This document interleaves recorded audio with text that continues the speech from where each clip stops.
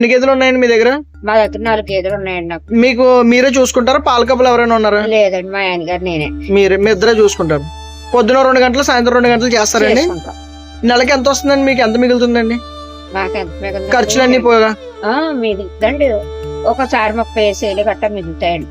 నెలాఖరులో వచ్చేలోకి ఇవన్నీ సక్క పెట్టుకుంటాం. 1వ తారీఖు 5వ తారీఖు వచ్చేలోకి బాకీలన్నీ వసూలైపోతాయి.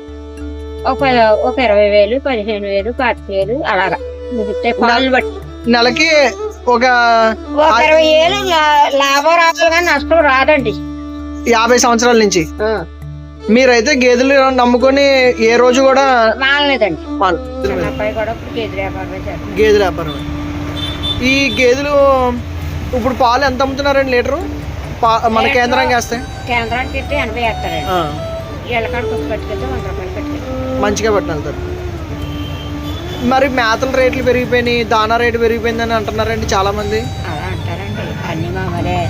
మరి మన పాలు కూడా రేటు పెంచాం కదా. రేట్లు పెరిగినాయి. ఇదివరకు లీటర్ 70 రూపాయలు, 60 రూపాయలు ఉన్నాయి. ఇప్పుడు 80 రూపాయలు ఉండేది. మరి మనం కూడా రేటు పెంచాం కదా. పెంచారండి.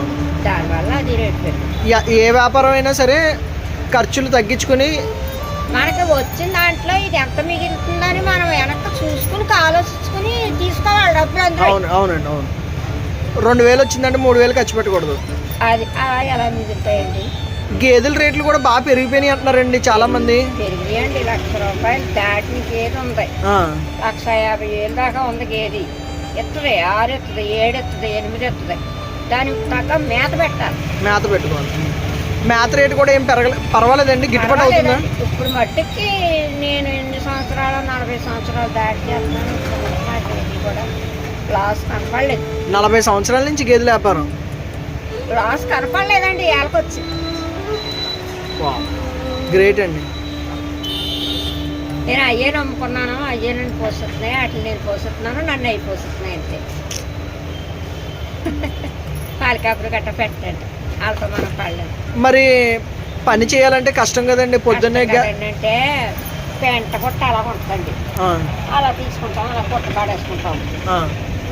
తాటలో అయితే 1,500 ఎక్కడ తోలిపోతాం. అది కూడా ఆదాయం వస్తుంది. 1,500 ఎక్కడ తోలి. పొద్దున 2 గంటలు, సాయంత్రం 2 గంటలు పని చేసుకో. ఆ మాత్రం కూడా కట్టొస్తే ఒట్టుగడ్డ వస్తుంది. ఇప్పుడు ఏమన్నా 30,000 కట్ట పెట్టి ఏం చేసుకున్నాం అనుకో, సంవత్సరం దాకా అది చేసుకోవచ్చు. పచ్చగట్టు కోసుకున్నాం అంటే అదొక పని వేసుకుంటాం. కాపాడుకుంటా వచ్చేయాలండి మనం. మీరు చెప్పిన విషయాల ప్రకారంగా నాకు ఇప్పుడు అర్థమైంది ఏంటంటే, ఇప్పుడున్న రోజుల్లో ఇక్కడ నుండి సిటీలకు వెళ్ళి 30,000 సంపాదించుకునే బదులు మంచిగా గేదెలను జాగ్రత్తగా పెంచుకుంటూ ఖర్చులు తగ్గించుకుంటే నెలకు 30,000 సంపాదించుకోవచ్చండి 4 గేదెల మీద. ఏ క్లాస్ కనండి, మనం ఇంట్లో నెంబర్ 1 పాలు తాగొచ్చు. మంచి కరెక్ట్ పని చెప్పారు. అవును, మంచి పాలు తాగొచ్చు. మంచి పాలు తాగొచ్చు. పొద్దున్న 1/2 లీటర్ తీసుకున్నా సరిపోతాయి, 1/2 లీటర్ తీసుకున్నా సరిపోతాయి. ఒరిజినల్ పాలు ఒక టీ గ్లాస్ తాగినా రోజంతా నీరసం లేకుండా ఉంటుంది. అది 5 వందలు కట్టానంటే నేను ఎవరిని మోసం చేయలేదు, ఎవరితో అబద్ధం ఆడలేదు. గేదెల మీద ఉండి బతికానండి. గేదెల మీద చెప్తున్నాను. నేను దేవుడిని నమ్ముకున్నాను, అయ్యగారు దేవుడిని నమ్ముకున్నారు.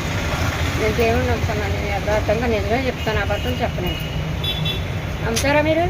నమ్మానండి, ఎందుకంటే మిమ్మల్ని నేను చాలా రోజుల నుంచి చూస్తున్నాను. అందుకే మీతో నేను ఇలా తీసుకుంటున్నాను ఇంటర్వ్యూ. మీ షాప్కి వచ్చానంటే మీ షాప్కే వస్తాను. అవునండి, ఎప్పుడు నమ్మకంగా వస్తారు. అవును, మీ నాన్నగారు ఎప్పటి నుంచి మా దగ్గర. అవునండి, అవును.